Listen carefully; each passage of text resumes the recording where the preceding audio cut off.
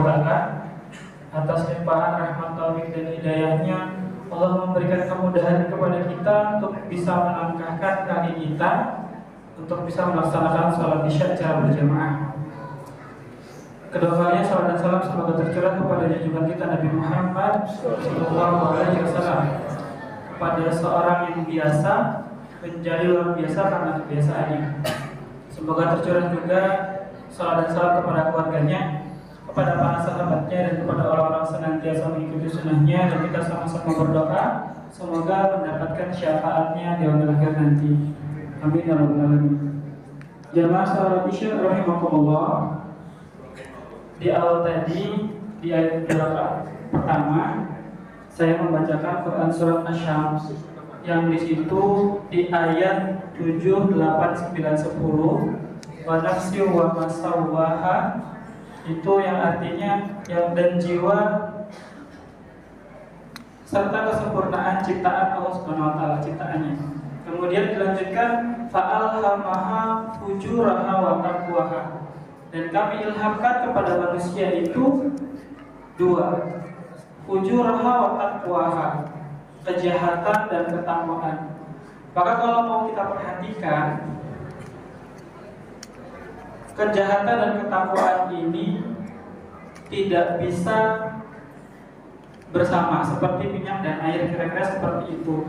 Jadi dia akan saling berkembang, saling meningkat, tapi salah satunya saling melemahkan dan bahkan menghilangkan. Kata Rasul, al-imanu yazidu wa yanqus, iman itu naik dan turun. Maka kalau tadi dibilang salah satunya saling menguatkan, salah satunya meningkat, tapi salah satunya lagi yang lain menurun. Maka ketika dalam diri pribadi kita ada rasa ketakwaan, pasti tidak akan pernah timbul rasa untuk maksiat. Tapi sebaliknya, apabila ada sekarang kita melakukan maksiat, tidak ada keinginan kita untuk bisa bertakwa. Karena memang ketakwaan, fujur wa taqwaha, kejahatan dan ketakwaan itu tidak akan pernah bisa bersatu. Maka semoga kita senantiasa berdoa, semoga setiap waktu kita, di mana kita bersama siapa kita, selalu dalam keadaan mengingat Allah Subhanahu wa taala, dalam keadaan ketakwaan kepada Allah Subhanahu wa taala. Walaupun tidak bisa kita pungkiri bahwa syaitan pasti selalu menggoda kita, depan, belakang, kanan, kiri, atas, bawah. Setiap waktu syaitan pasti menggoda kita. Namun ya kita bisa berdoa kepada Allah supaya Allah memberikan penjagaan kepada kita. Maka tadi yang harus kita perhatikan bahwa ketika kita dalam keadaan pribadi yang baik, ketakwaan yang tinggi, maka kita minta dijaga. Kenapa? Karena ketika kita dalam keadaan takwa, pasti tidak akan ada hal-hal yang membuat maksiat. Tapi sebaliknya, ketika kita dalam keadaan maksiat, pasti ketakwaan itu tidak muncul. Maka dalam hal ini, mari kita lihat dalam diri kita memiliki potensi apa, apa yang bisa kita lakukan.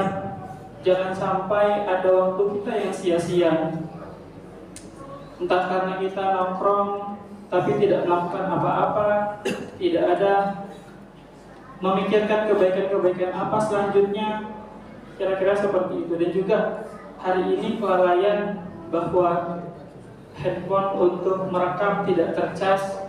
Namun insya Allah bukan karena kelalaian disengaja, tapi ada kerjaan kebaikan yang lain yang sedang dikerjakan seperti itu. Maka saya berdoa untuk di sini, mungkin ke depan setelah ini, mungkin kalau ada pemuda atau siapa yang mau membantu atau minimal membantu merekam Kemudian kalau memang ada yang bisa bantu edit atau bisa jago mahir di TikTok, mahir di editing video, membuat flyer, kemudian upload di YouTube gitu ya. Itu sangat boleh gitu. Nanti kita buat waktu untuk pelatihan sebentar, kemudian nanti kita banyak kegiatan-kegiatan yang selepas ini. Kalau Ramadan sudah ketahuan full untuk setiap harinya ada kajian. Kemudian setiap ahadnya kita ada kajian subuh. Kemudian kalau misalnya ada di pemuda-pemuda yang pemudinya perempuan bisa bantu meliput kegiatan-kegiatan ibu-ibu, kira-kira seperti itu. Maka dalam hal ini tidak ada waktu kosong kita yang sia-sia, yang kemudian syaitan pun sulit untuk mencari waktu menggoda kita, kira-kira seperti itu, karena kita sibuk untuk melakukan kebaikan. Kita berusaha untuk mastata'tum, memaksimalkan potensi yang Allah berikan kepada kita, sehingga ketakwaan itu, sehingga waktu-waktu yang ada dalam diri kita bisa terus dalam keadaan baik, dan semoga sampai akhirnya kita meninggal dunia juga dalam keadaan husnul khotimah, kira-kira seperti itu. Maka